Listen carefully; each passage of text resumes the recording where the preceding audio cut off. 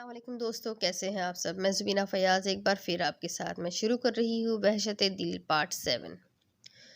वो इस वक्त जिम में मौजूद था और अपना सारा गुस्सा पंचिंग बैग पर उतार रहा था। इस वक्त वो ब्लैक ट्राउज़र और ब्लैक स्लीवलेस टी शर्ट में मलबूस था। उसका पूरा जिस्म पसीने में नहाया हुआ था, मगर वो लगातार पंचिंग बैग पर पंच मार रहा था। इर्द गिर्द से बेखबर वो अपने काम में मसरूफ था जब इसका फ़ोन बज उठा। वो बेनियाज बना रहा, मगर फ़ोन बंद ना हुआ और मुसलसल बजता गया और उसके गुस्से को मज़ीद हवा दे गया। उसने जाकर फ़ोन उठाया और कान से लगाया। क्या तकलीफ़ हो गई है तुम्हें जो सुकून नहीं आ रहा? वो दहाड़ते हुए बोला। बॉस, मैं हूँ हैदर। आगे से हैदर की मिनमिनाती सी आवाज़ आई। जानता हूँ, आगे बको, वो हनूज गुस्से से बोला। वो बॉस, जिस हॉस्पिटल का आपने एड्रेस दिया था वहाँ से मालूमात मिल गई है। इतना कहकर वो चुप हो गया। हैदर, मेरे पास इतना वक्त नहीं होता कि तुम बात करके चुप हो जाओ और आगे से मैं बकवास करता रहूं कि आगे बोलो, पूरी बात बताया करो। वो इस पर दहाड़ा। जी जी जी बॉस, वो नूर नामी लड़की इसी दिन अस्पताल मिलने गई थी और किसी गायनोलॉजिस्ट से इसका अपॉइंटमेंट था। और सबसे अहम बात जो पता चली है वो ये कि वो लड़की प्रेग्नेंट है और इसकी प्रेगनेंसी को 8.5 माह हो चुके हैं और वो रूटीन चेकअप के लिए अस्पताल आई थी। वो जल्दी जल्दी बोलते सांस लेने को रुका, जबकि हैदर की बात सुन के उसका दिमाग पड़ गया। उसकी नूर प्रेग्नेंट थी, वो भी 8.5 माह से। मतलब वो उसके आगे उससे कुछ सोचा ही नहीं गया। वो किसके साथ आई थी? जो अपने हवास मुश्तमा करते उसने बमुश्किल पूछा। किसी औरत के साथ आई थी और उसका शौहर साथ नहीं था। जिससे मालूमात ली है, उसका कहना था कि लड़की गुमसुम सी थी और जब उससे शौहर का पूछा डॉक्टर ने तो उसने कहा उसका शौहर नहीं है। अब पता नहीं शौहर से तलाक ली है या वो मर चुका है, ये बात पता नहीं चल सकी। हैदर ने हासिल हुई सारी मालूमात उसके गोश गुजार कर दी। फ़ोन रखो, इसे कहकर वो फ़ोन बंद कर गया। उसका दिमाग साए साए कर रहा था। उसके दिमाग में हथौड़े बज रहे थे। ऐसा लग रहा था जैसे दिमाग की नसें फट जाएंगी। इससे ज़ब्त करना मुश्किल हो रहा था। इसकी नूर माँ बनने वाली थी और पता नहीं इस हाल में जहाँ से अपनों की ज़रूरत थी वो जाने कहाँ कहाँ भटक रही थी। लेकिन ये सब हुआ भी तो इसकी उसी की वजह से था ना।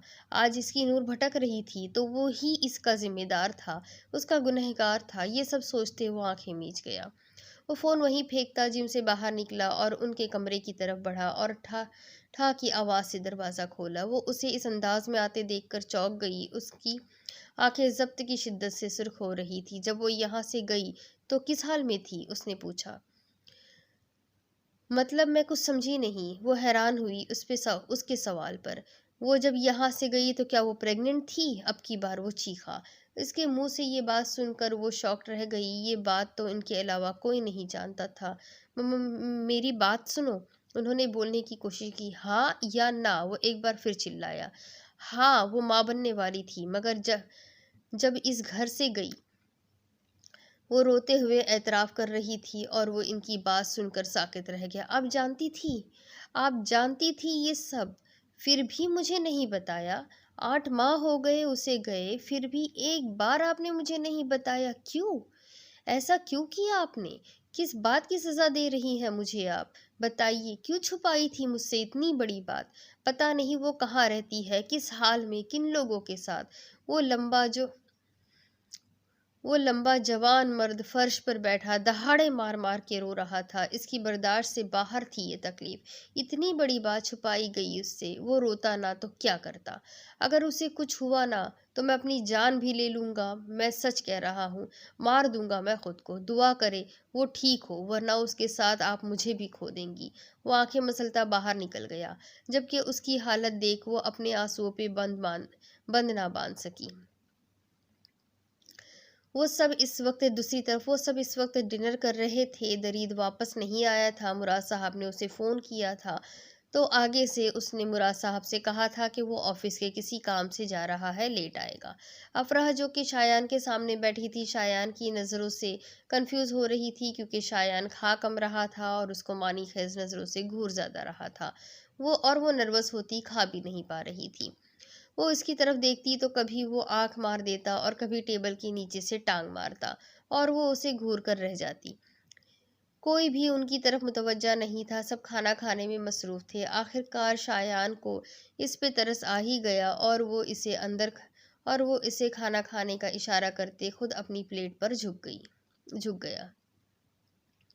ساوی اپنی پلیٹ پہ جھکی بس چمچ ہلا رہی تھی۔ سوچو کہ سارے دھاگے درید سے جڑے تھے۔ وہ نہیں جانتی تھی کہ درید مراد صاحب کو بتا چکا ہے۔ اس کی ستمگری کے باوجود دل اس کے لیے پریشان تھا۔ بے دلی سے تھوڑا سا کھانا کھاتی وہ اٹھ گئی اور اپنے کمرے میں چلی گئی۔ رات اپنے پر پھیلا چکی تھی جس کی اگلی صبح جانے کیا رنگ دکھانے والی تھی۔ افراح اپنے کمرے میں کھڑکی کے پاس کھڑی باہر جھانک رہی تھی جب کوئی آہستہ سے چلتا ہوا اس کے گرد ہاتھ باندھتا اپنے حصار میں لے گیا۔ شان، اس نے سرگوشی میں پکارا۔ جی شان کی جان، اس نے بھی اسی کے انداز میں جواب دیا۔ چاند کتنا خوبصورت ہے نا؟ وہ آسمان پہ نظر آتے چاند کو دیکھتی ہوئی بولی۔ ہاں بہت خوبصورت ہے، مگر وہ والا تارا زیادہ خوبصورت ہے۔ جانتی ہو کیوں؟ وہ ایک چمکتے ستارے کی طرف اشارہ کرتا ہوا بولا۔ کیوں؟ اس نے بے ساختہ پوچھا۔ کیونکہ وہ تم ہو، اس نے ہنوز اس تارے پہ نظریں گاڑے کہا۔ لوگ اپنی محبت اور ہونے والی بیوی کو چاند سے تشبیہ دیتے ہیں اور آپ ایک تارے سے دے رہے ہیں۔ وہ اس کی انوکھی بات سنتی اس سے بولی۔ ہاں، کیونکہ چاند ایک ہی ہوتا ہے جس پہ سب کی نظر ہوتی ہے، ہر کوئی اسے پانے کی کوشش کرتا ہے، اور میں نہیں چاہتا کہ تمہیں ہر کوئی دیکھے، ہر کوئی تمہاری خواہش کرے۔ تم میرا تارا ہو جو صرف میرا ہے، کوئی تمہیں پانے کی خواہش نہیں کرے گا۔ آسمان پہ اور بھی تارے ہیں نا؟ وہ اس کے کان میں سرگوشی کی مانند بولتا اس پر اپنا سحر چھوڑ رہا تھا اور وہ دم سادھے سن رہی تھی۔ آپ کبھی مجھے چھوڑیں گے تو نہیں نا؟ جس طرح ماما بابا چھوڑ گئے، وہ اس کی طرف رخ کرتی نم لہجے میں پوچھ رہی تھی۔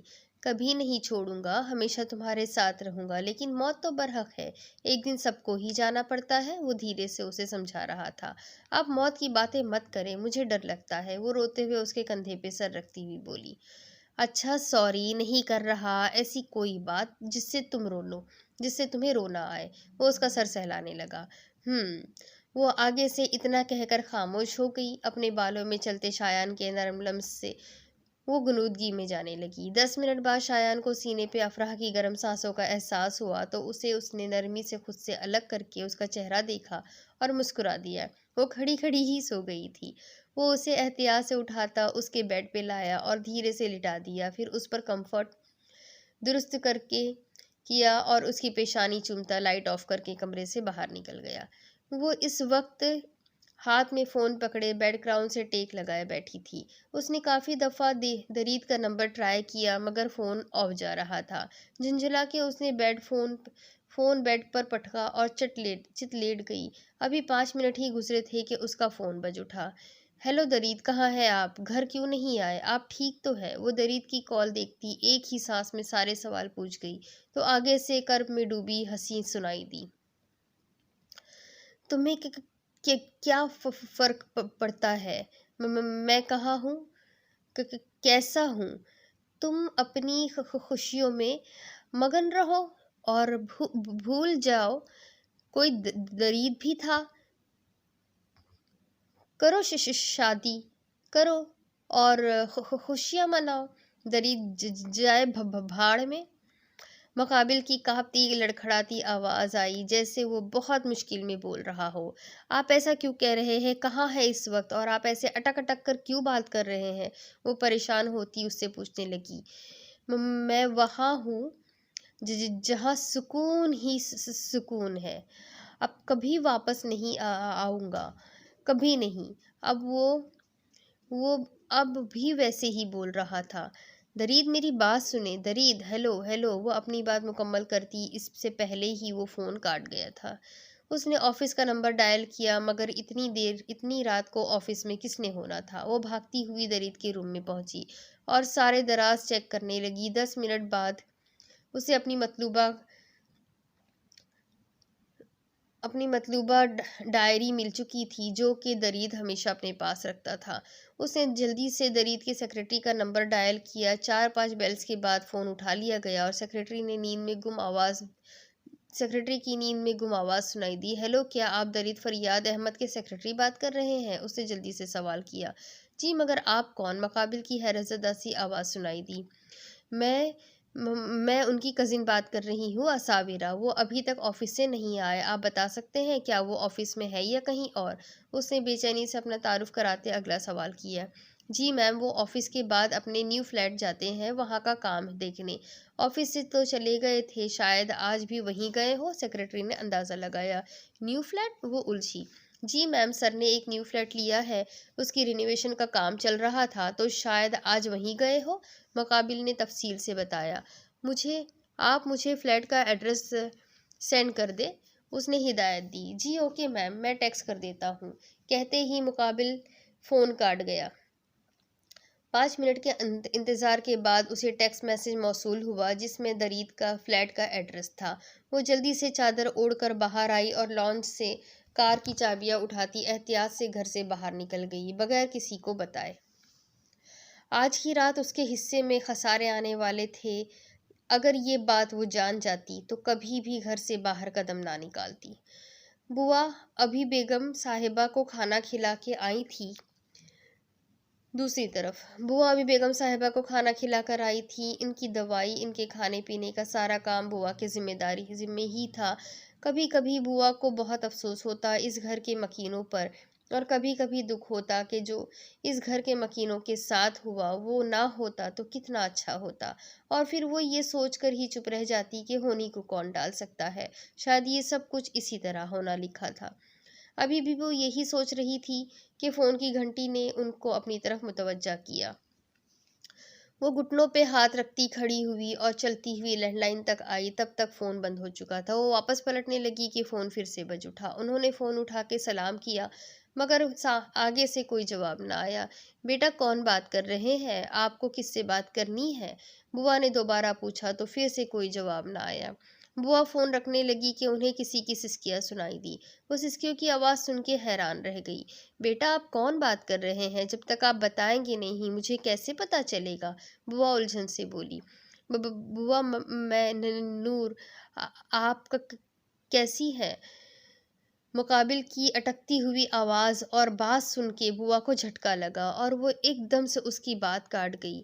नूर बेटा, आप कहाँ हैं? आपको पता है सब कितना परेशान है, बेगम साहिबा भी अब ठीक नहीं रहती, सब आपको बहुत याद करते हैं बेटा, आप बताओ आप कहाँ हो? बुआ एक ही सांस में सब कुछ बोल रही थी। मैं ठीक हूँ बुआ, घर पे सब कैसे हैं? मामा बाबा कैसे हैं? मुझे याद करते हैं ना? वो अपनी उनकी खैरियत बताती, अपनी खैरियत बताती, घर में सबकी खैरियत पूछने लगी। नहीं बेटा, जब से आप गई हो तब से कुछ भी ठीक नहीं है, और बेगम साहिबा आपको याद करके रोती रहती है, और बड़े साहब। बुआ एकदम कहती कहती चुप हो गई। क्या हुआ बाबा को? वो ठीक तो है? बताए मुझे प्लीज, मुझसे कुछ मत छुपाइएगा। वो तड़पती उनसे इल्तिजा कर गई। बड़े साहब इस दुनिया में नहीं रहे बेटा। जिस दिन उन्हें आपकी बेगुनाही का पता चला उसी दिन वो सबको छोड़कर चले गए। बुआ इतना कहकर चुप हो गई, जबकि इनसे मीलों दूर इसी शहर के एक अस्पताल के कॉरिडोर में खड़ी नूर अपने आप को संभाल ना पाई और बेहोश होकर नीचे गिरने लगी कि उसके साथ खड़ी खातून चीखते उसे जल्दी से थाम गई और फिर उसे आईसीयू में ले जाया गया। फोन के पार चीखो पुकार की आवाज़ सुनकर बुआ एकदम घबरा गई और हेलो हेलो करती रह गई, मगर आगे से किसी ने जवाब न दिया। उनका इरादा था कि जब साहब आए तो वो उनको इस बारे में बताए, शायद नूर का कुछ पता चल जाए। वो 20 मिनट में दरीद के फ्लैट में पहुंच गई थी। दूसरी तरफ वो 20 मिनट में दरीद के फ्लैट में पहुंच गई थी। हर तरफ अंधेरा छाया हुआ था। उसे समझ न आया आगे कहाँ जाए। उसने फ़ोन की लाइट ऑन की और आगे बढ़ी कि उसे कुछ आवाज़ें सुनाई दी। वो जल्दी से उस कमरे की तरफ बढ़ी जहाँ से आवाज़ें आ रही थी। अंदर दाखिल होकर उसने लाइट जलाई तो धक से रह गई। कमरे का सारा सामान टूटा हुआ था, बेडशीट नीचे गिरी हुई थी, तकिए इधर उधर बिखरे पड़े थे, परफ्यूम्स टूटी हुई कारपेट पर पड़ी थी, गुलदान के साथ साथ शीशा भी टूटा हुआ था। कमरे की कोई भी चीज़ अपनी दुरुस्त हालत में नहीं थी। उसे बेड की दूसरी तरफ से सिसकियों की आवाज़ सुनाई दी तो वो आगे बढ़ी। उसे लगा उसका दिल बंद हो जाएगा। दरी दोनों बाजू घुटनों के गिर्द लपेटे चेहरा झुकाए रो रहा था और साथ में कुछ बड़बड़ा रहा था जो सावी को समझ न आया। वो तड़प कर आगे बढ़ी। दरीद, یہ کیا حالت بنائی ہوئی ہے اپنی؟ کیا ہوا ہے؟ کیوں رو رہے ہو؟ وہ اس کے گھٹنوں پہ رکھے بازو کو پکڑتی ہوئی بولی۔ تو تم آ گئی؟ مجھے پتا تھا تو تم آؤ گی۔ مجھ سے بہت پیار کرتی ہو نا؟ اب مجھے چھوڑ کر مت جانا، میں مر جاؤں گا، پلیز پلیز۔ وہ روتا ہوا اس پہ گرفت کرتا اسے خود میں بھیج گیا کہ ایک پل کو وہ کر رہ گئی۔ آپ نے شراب پی ہے؟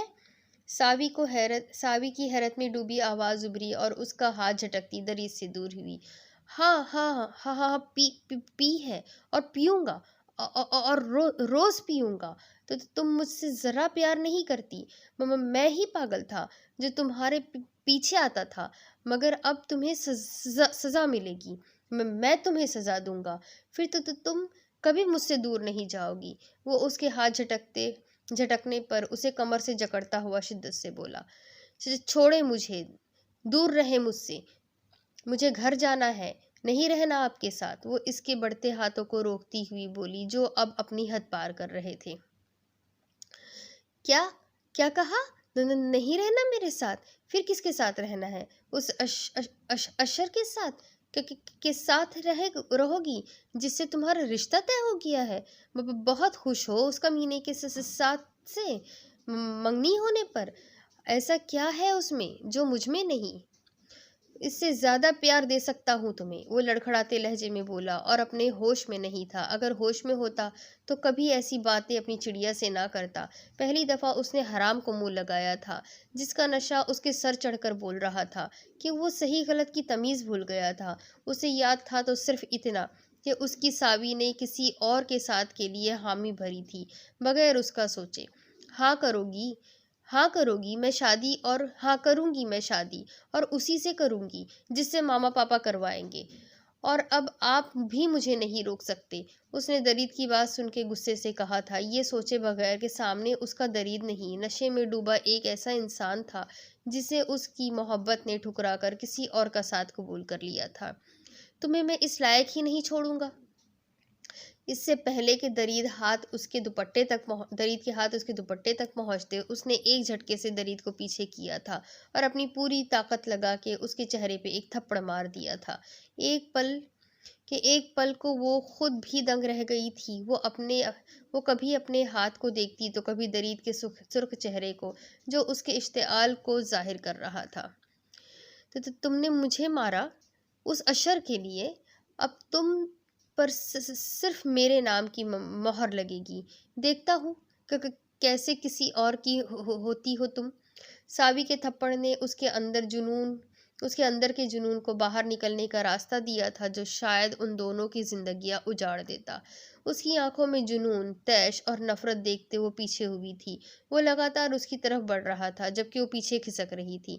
درید نے ایک جھٹکے سے آگے بڑھ کر اس کی کمر سے اسے دبوچ کے کندھے پہ اٹھایا تھا اور بیڈ پہ لا کے پٹک دیا۔ پلیز میرے پاس مت آئیے، مجھ سے دور رہے، آپ کو خدا کا واسطہ۔ کیا بگاڑا ہے میں نے آپ کا؟ کیا بگاڑا ہے تم نے میرا؟ تم نہیں جانتی کیا بگاڑا ہے تم نے میرا؟ میری نیند، میرا چین، میرا سکون چھین کے کہتی ہو کہ کیا بگاڑا ہے؟ کسی اور کا ساتھ قبول کیا تھا نا تم نے؟ اب تمہیں اپنا بنا کے چھوڑوں گا، کسی اور کے لائق ہی نہیں رہو گی تم، تمہیں میرا ہی ہونا پڑے گا۔ وہ اس پہ جھکتا ہوا دہاڑ رہا تھا۔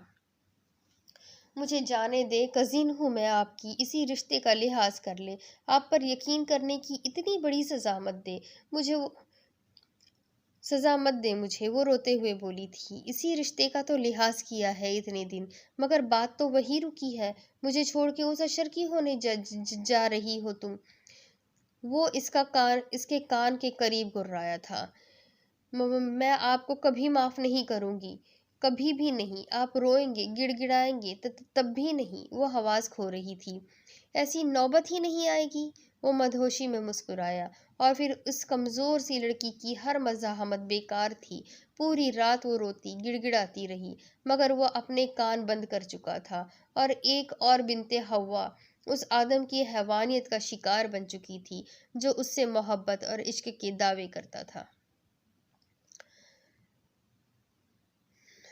اگلے دن صبح اس کی آنکھ صبح کے 5 بجے کھلی تھی۔ اس کے سر میں انتہا کا درد ہو رہا تھا۔ زندگی میں پہلی بار شراب پی تھی، وہ بھی غصے میں۔ اس کے بعد کیا ہوا اسے یاد نہیں آ رہا تھا۔ کچھ دیر ایسے ہی وہ بے سدھ لیٹا کنپٹی دبا رہا تھا، پھر کسل مندی سے اٹھ بیٹھا اور ارد گرد نظر دوڑائی تو اسے حیرت کا جھٹکا لگا۔ ساوی، تم یہاں کیا کر رہی ہو؟ وہ ایک جھٹکے سے بستر سے اٹھتا ہوا بولا۔ اس کا سر ایک دم چکرایا تو وہ سر تھام گیا۔ اس کی نظریں ساوی پر تھی جو بے سدھ لیٹی چھت کو گھور رہی تھی۔ اس نے درید کی بات کا کوئی جواب نہ دیا۔ میں تم سے پوچھ رہا ہوں، یہاں کیا کر رہی ہو تم؟ تم تو گھر پر تھی نا، یہاں کیسے آئی؟ وہ آگے بڑھتا اس پر سے بلینکٹ ہٹا کے اٹھا تو بولتے بولتے رک گیا۔ اس کی نظریں ساوی کے وجود پر تھی جس کے کپڑے پھٹے ہوئے تھے اور چہرے پر نیل کے نشان تھے تو گردن پر خروچوں کے۔ ساوی نے کوئی مزاحمت نہ کی، وہ کسی بے جان گڑیا کی طرح بیٹھی تھی۔ درید کو ایسا لگ رہا تھا وہ کوئی برا خواب دیکھ رہا ہے۔ آنکھیں کھولے گا تو یہ منظر غائب ہو جائے گا۔ ہو بھی جاتا اگر وہ صرف خواب ہوتا۔ وہ دوڑتا باتھ روم میں گیا اور منہ پہ پانی کے چھینٹے مارے اور پھر اتنا ہی جلدی سے باہر آیا جتنی جلدی اندر گیا تھا، مگر باہر کا منظر اب بھی ویسا ہی تھا۔ شراب کا نشہ اترا تھا تو سب کچھ یاد آ گیا۔ رات کا گزرا ایک ایک لمحہ اس کی نظروں کے سامنے سے گزر رہا تھا اور وہ شرمندگی، دکھ، پچھتاوے کی اٹھا گہرائیوں میں ڈوبتا جا رہا تھا۔ شٹ شٹ شٹ، کیسے کر دیا میں نے یہ؟ میں نے اپنی چڑیا کے ساتھ، یا اللہ، کیسے کر دیا میں نے یہ؟ وہ وحشت زدہ سی نظروں سے ساوی کے وجود کو دیکھتا بولا، جو اب بھی بے حس و حرکت پڑا تھا، جیسے اس میں جان ہی نہ ہو۔ اسے دیکھ کر وہ نئے سرے اذیت میں مبتلا ہوا۔ اس کے اندر باہر گھٹن سی بڑھ گئی تھی۔ اسے یقین نہیں ہو رہا تھا کہ اس نے اپنی زندگی کے ساتھ اتنا برا سلوک کیا ہے۔ وہ ایک دم سے کھڑا ہوا اور ساوی کے پاس جانے لگا کہ کارپٹ پر بکھرے شیشوں پہ پاؤں پڑا اور وہ وہی شیشوں کے پاس بیٹھ گیا اور اپنا دایاں ہاتھ اٹھاتا بار بار ان شیشوں پہ مارنے لگا۔ خون فوارے کی صورت اس کے ہاتھ سے نکلتا کارپٹ کو رنگنے لگا، مگر اس کی وحشت تھی کہ کم ہونے میں نہیں آ رہی تھی۔ جب وہ اپنے ہاتھ کو سزا دیتا دیتا تھک گیا تو وہیں بیٹھ کر دہاڑے مار مار کر رونے لگا۔ وہ غلطی نہیں تھی جس پر وہ پچھتاوا لیتا، معافی مانگ لیتا تو بچ جاتا۔ وہ گناہ تھا جو شراب کے نشے میں ہی سہی اس نے ہی کیا تھا۔ اسے سمجھ نہیں آ رہی تھی وہ کیا کرے۔ ساوی کا سامنا کرنے کی ہمت نہیں تھی، اور چچا چچی ان کو کیا جواب دے گا؟ وہ جنہوں نے اسے پالا پوسا، اتنا بڑا کیا، زندگی کی ہر آسائش دی، اس نے ان کے ہی گھر میں نقب لگائی، اپنی ہی عزت پر حملہ کر دیا۔ ایک بار پھر کسی کے بارے میں نہیں سوچا۔ وہ سوچتا اگر وہ ہوش میں ہوتا۔ شراب کو اسی لیے حرام قرار دیا گیا ہے کہ وہ انسان سے اس کے فیصلے کرنے کی صلاحیت چھین لیتی ہے، اس کی عقل پہ پردے ڈال دیتی ہے۔ وہ اٹھ کر بیڈ کی طرف بڑھا اور ساوی کے سامنے ہاتھ جوڑ کر بیٹھ گیا۔ معاف کر دو پلیز، معاف کر دو، اپنے درید کو معاف کر دو۔ مجھے نہیں پتا تھا میں کیا کر رہا ہوں، پتا ہوتا تو کبھی ایسا گناہ نہیں کرتا۔ تم معاف نہیں کرنا چاہتی تو سزا ہی دے دو، سزا دے دو مجھے۔ وہ اس کے سامنے ہاتھ جوڑتے ہوئے روتے ہوئے کہہ رہا تھا، مجھے گھر جانا ہے۔ وہ رو نہیں رہی تھی، نہ ہی اس کی طرف دیکھ رہی تھی۔ میں لے جاتا ہوں، مگر میں وعدہ کرتا ہوں سب کچھ ٹھیک کر دوں گا۔ میں تم سے شادی کروں گا۔ تمہارے سر سے عزت کی چادر میں نے کھینچی ہے نا، تو یہ چادر میں ہی تمہیں واپس کروں گا۔ میں سب ٹھیک کر دوں گا۔ وہ اس کے ہاتھ تھامتا ان پہ اپنی پیشانی ٹکائے ہوئے بولا۔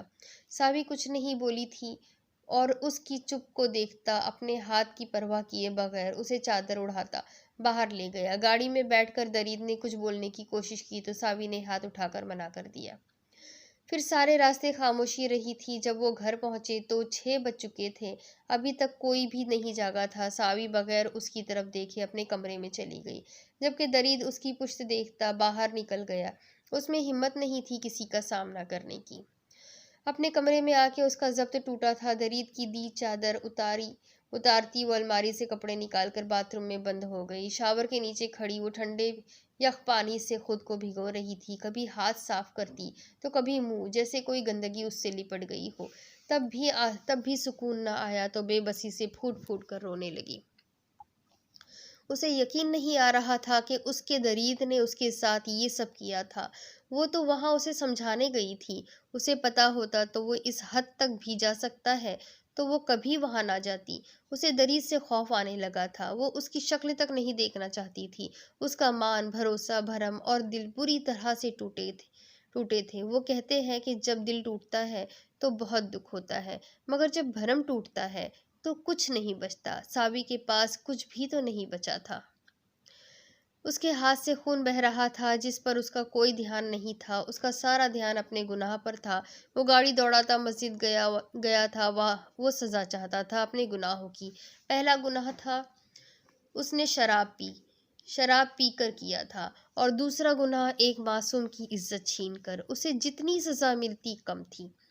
جب وہ مسجد پہنچا تو اکا دکا ہی لوگ جب موجود تھے۔ سب لوگ حیرانی سے اس کے خون سے بھرے ہاتھ کو دیکھ رہے تھے، مگر اسے لوگوں کی ہوش ہی کہاں تھی۔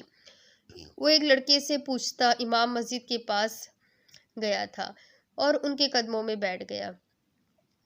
وہ اس کے چہرے پہ ندامت، پریشانی دیکھتے اس کا ہاتھ دیکھنے لگے۔ پٹی کروا لو بیٹا، خون بہت بہہ گیا ہے، وہ نرمی سے بولے۔ مجھے سزا چاہیے، وہ بڑبڑایا۔ پہلے پٹی کروا لو، پھر سزا بھی لے لینا، وہ توبہ بھی کر لینا۔ وہ ان کی توبہ والی بات پر چونکا۔ وہ کھڑے ہوئے اور اسے پیچھے آنے کا اشارہ کیا۔ وہ ان کے پیچھے ہی ان کے حجرے تک گیا جو مسجد کے ساتھ ہی ایک طرف بنا تھا۔ امام صاحب نے خود اس کے ہاتھ کی مرہم پٹی کی تھی۔ اب وہ اپنے ہاتھوں کو گھورتا گمسم سا بیٹھا تھا۔ اب بولو، ایسا کون سا گناہ ہو گیا ہے تم سے جس کی سزا چاہتے ہو؟ وہ نرمی سے استفسار کر رہے تھے۔ گناہ کبیرہ کر بیٹھا ہوں میں۔ وہ ان کے گھٹنے تھامتا رونے لگا تھا۔ کون سا گناہ ہے کبیرہ؟ وہ اب بھی نرمی سے پوچھ رہے تھے۔ شراب کے نشے میں نے کسی معصوم کی عزت چھین چکا ہوں، وہ سر جھکائے روتے ہوئے بولا، اور اس کی بات سن کر امام صاحب سوچ میں پڑ گئے۔ شراب پینے کے عادی ہو؟ نہیں، زندگی میں پہلی بار پی تھی۔ اگر پتا ہوتا اتنا بڑا گناہ کر بیٹھوں گا تو کبھی نہ پیتا۔ وہ نفی میں سر ہلاتا بولا۔ دیکھو بیٹا، جو گناہ تم نے کیا ہے اس کے کچھ اصول ہیں۔ اگر تو یہ گناہ کوئی شادی شدہ مرد یا عورت کرتی ہے تو ان کو سنگسار کر دینے کا حکم ہے۔ انہوں نے اس کا چہرہ دیکھتے ہوئے کہا۔ اور اگر یہ گناہ ایک غیر شادی شدہ مرد یا عورت سے سرزد ہوتا ہے تو ان دونوں کو 80 کوڑے مارنے کی سزا ہے۔ وہ چپ رہا تو وہ پھر بولے۔ میں غیر شادی شدہ ہوں اور وہ بہت معصوم ہے، اس کی کوئی غلطی نہیں۔ شیطان تو مجھ پر حاوی ہوا تھا جس نے مجھے صحیح غلط کی پہچان بھلا دی تھی۔ وہ بھرائے لہجے میں بولا۔ اگر اس کی کوئی غلطی نہیں اور یہ گناہ تمہاری طرف سے سرزد ہوا ہے تو تمہیں اس کے کوڑے مارنے کی بھی سزا دی جائے گی۔ وہ اس کا جھکا سر دیکھتے گہری سانس لے کر بولے۔ منظور ہے، مجھے منظور ہے۔ کب دی جائے گی سزا؟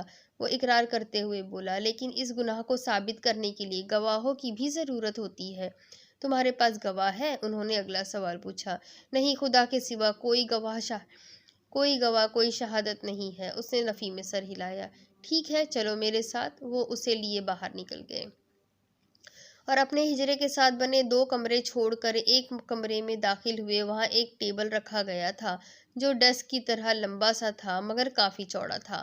تیار ہو اپنی سزا کے لیے؟ انہوں نے آخری بار پوچھا۔ ہاں تیار ہوں، وہ آنکھیں بند کرتا ساوی کا چہرہ تصور میں دیکھتا ہوا بولا۔ ٹھیک ہے، یہاں لیٹ جاؤ، انہوں نے ہدایت دی۔ اس نے شرٹ اتاری اور جا کے ٹیبل پر چت لیٹ گیا۔ امام صاحب اسے دیکھتے باہر نکل گئے۔ جب وہ واپس آئے تو ان کے ساتھ ایک آدمی تھا جس کے ہاتھ میں ایک لمبا سا ہنٹر تھا۔ اسے اپنے گناہ کی سزا چاہیے فرید، اسے خدا کے حکم سے سزا دو۔ فرید نامی شخص نے آگے بڑھا اور ہنٹر پہ اپنی گرفت مضبوط کی۔ پہلا ہنٹر پڑتے ہی درید کی چیخ نکل گئی اور پھر پورا کمرہ اس کی وحشتناک چیخوں سے گونج اٹھا کہ باہر موجود لوگ اندر کی طرف بھاگے اور اندر کا منظر دیکھتے ہی ساکت رہ گئے۔ درید کی کمر، اس کے بازو اور گردن سرخ پڑ چکی تھی کہ اس کی جلد نظر ہی نہیں آ رہی تھی۔ پورا جسم خون سے بھر چکا تھا اور ابھی صرف 50 کوڑے ہوئے تھے۔ اس کے جسم کا ایک حصہ تکلیف میں تھا مگر یہ تکلیف اس تکلیف سے کم تھی جو اس نے ساوی کا مان توڑ کر اسے دی تھی۔ وہ درد کی شدت سے بے ہوش ہو چکا تھا۔ امام صاحب نے اس کے منہ پر پانی کے چھینٹے مارے تو اس نے آنکھیں کھولی، ہلنے کی کوشش کی تو پھر سے چیخ اٹھا۔ اس کا پورا جسم سن پڑ چکا تھا۔ ابھی صرف 50 کوڑے ہوئے ہیں، کیا اب بھی تم اپنی بات پر قائم ہو؟ امام صاحب نے ایک بار پھر سے پوچھا۔ ہاں ہاں، میں پوری سزا چاہتا ہوں، بے شک اس میری جان ہی چلی جائے۔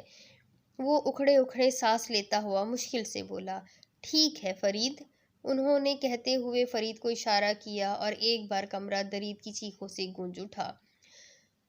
50 کوڑے ایک ایک کر کے اس کے جسم پر لگتے ہوئے اور کوڑے پہ کوڑے، اسے لگتا جیسے جسم سے روح پرواز کر گئی ہو۔ 100 کوڑے پورے ہو چکے تھے، اس کی پینٹ خون سے بھر چکی تھی اور خون بہہ بہہ کر ٹیبل سے نیچے گر رہا تھا۔ اس کا وجود نیم مردہ ہو گیا تھا، ایسا لگتا تھا کہ وہ اگلی سانس نہیں لے پائے گا۔ اس کی سانسیں بھی مدھم سی چل رہی تھی۔ امام صاحب نے فرید کو کچھ ہدایات دی اور درید کو اٹھائے باہر نکل گیا۔ اور امام صاحب لوگوں کی طرف متوجہ ہوئے۔ یہ گناہ کبیرہ زنا کی سزا ہے، اور یاد رکھو لوگو، جب تک تم اپنے گناہ کی سزا نہیں بھگتو گے، خدا تمہیں کبھی معاف نہیں کرے گا۔ اس دنیا میں تو شاید بچ جاؤ، مگر قیامت والے دن ہر گناہ کا حساب ہوگا۔ اس لیے ایسے گناہوں سے اجتناب کرو جن کی سزا دنیا اور آخرت دونوں میں کڑی ہے۔ وہ اونچی آواز میں بولے اور اپنے حجرے کی طرف بڑھ گئے۔ فرید درید کو ہسپتال لے گیا تھا۔ درید کو ایمرجنسی میں ایڈمٹ کیا گیا تھا۔ ڈاکٹرز کا کہنا تھا کہ خون بہت بہہ چکا ہے اور مریض کی حالت بہت سیریس ہے۔ درید کا والیٹ فون فرید کے پاس تھا، مگر اس نے ابھی درید کے گھر میں اطلاع نہیں دی تھی۔ کچھ ہی دیر میں ڈاکٹرز باہر آئے تھے اور انہوں نے کہا تھا کہ درید کے گھر والوں کو بلایا جائے تاکہ بلڈ کا ارینج کیا جا سکے۔ فرید نے فون کر کے مراد صاحب کو بلا لیا تھا۔ اس نے ان کو صرف یہی بتایا تھا کہ درید کا ایکسیڈنٹ ہوا ہے۔ اتنی بات سنتے ہی فون بند ہو گیا تھا۔ 8 بجے کے قریب مراد صاحب درید کے فون سے آنے والی کال سن کے ساکت رہ گئے تھے۔ انہوں نے جلدی سے شایان اور نادیہ بیگم کو ساتھ لیا تھا اور وہ ہسپتال روانہ ہو گئے تھے۔ وہ درید کو لے کر اتنا پریشان تھے کہ ساوی کی طرف کسی کا دھیان ہی نہیں گیا تھا۔ وہ ہسپتال پہنچے تو شایان نے ریسیپشن سے معلومات لی۔ جلد ہی انہیں ICU کا پتہ بتا دیا گیا۔ نادیہ بیگم کا رو رو کر برا حال تھا۔ مراد صاحب اور شایان بھی حواس باختہ تھے۔ ابھی وہ ICU کے باہر پہنچے ہی تھے کہ ڈاکٹر کی بات سن کے ان کے قدم جہاں تھے وہیں تھم گئے، جو کہ فرید سے کہہ رہے تھے، آئی ایم سوری، پیشنٹ کا خون بہت بہہ گیا ہے۔ ہم نے بلڈ بینک سے خون ارینج کر دیا ہے، لیکن ابھی تک پیشنٹ کو ہوش نہیں آیا۔ اگر جلدی ہوش نہ آیا تو جان کو خطرہ بھی ہو سکتا ہے، ڈاکٹر نے پیشہ وارانہ انداز میں بتایا۔ ڈاکٹرز اور بھی کچھ کہہ رہا تھا، مگر کسی کی ہمت ہی نہ ہوئی آگے جانے کی۔ فرید کی نگاہ ان پر پڑی تو اس نے آہستہ سے ڈاکٹر سے کچھ کہا اور وہ چلتا ہوا ان کے پاس آیا۔ آپ درید صاحب کے ساتھ ہیں؟ اس نے پوچھا۔ جی، شایان اٹکتے ہوئے بولا۔ آئیے میرے ساتھ۔ وہ ان کو اپنے ساتھ لیتا ڈاکٹر کے پاس آیا۔ کیسے ہوا یہ سب؟ کیسا ہے میرا بیٹا؟ نادیہ بیگم نے بے تابی سے پوچھا۔ ان کا ایکسیڈنٹ ہوا ہے اور ان کی بیک سائیڈ پہ کافی چوٹیں آئی ہیں، جس کی وجہ سے بلڈ کافی ضائع ہو گیا ہے، ڈاکٹر نے نادیہ بیگم کی بات کا جواب دیا۔ میرا اور درید کا بلڈ سیم ہے، آپ میرا بلڈ لے لیجیے، مراد صاحب نے کہا۔ آئیے میرے ساتھ۔ ڈاکٹر ان کو لے کے ICU کے اندر چلے گئے۔ نادیہ بیگم وہیں رکھی چیئر پر بیٹھی رونے لگی۔ ماما چپ ہو جائے، ٹھیک ہو جائے گا وہ، آپ اللہ پاک سے دعا کریں، شایان نے انہیں تسلی دیتے ہوئے کہا تو نادیہ بیگم خدا پاک سے دعا کرنے لگی۔ اس کے آگے کی سٹوری میں آپ کو اگلی قسط میں سناتی ہوں کہ کیا ہوگا، کیا درید بچ پائے گا اور ساوی کا کیا ہوگا۔ یہ سب کچھ جاننے کے لیے میرے ساتھ بنے رہے، چینل کو سبسکرائب کر لے اور بیل آئیکن کو ضرور دبا دے۔ کہانی پسند آئے تو اپنی کانٹیکٹس میں شیئر کرنا نہ بھول دیں۔ اگلی قسط میں پھر ملاقات ہوگی۔ اللہ حافظ۔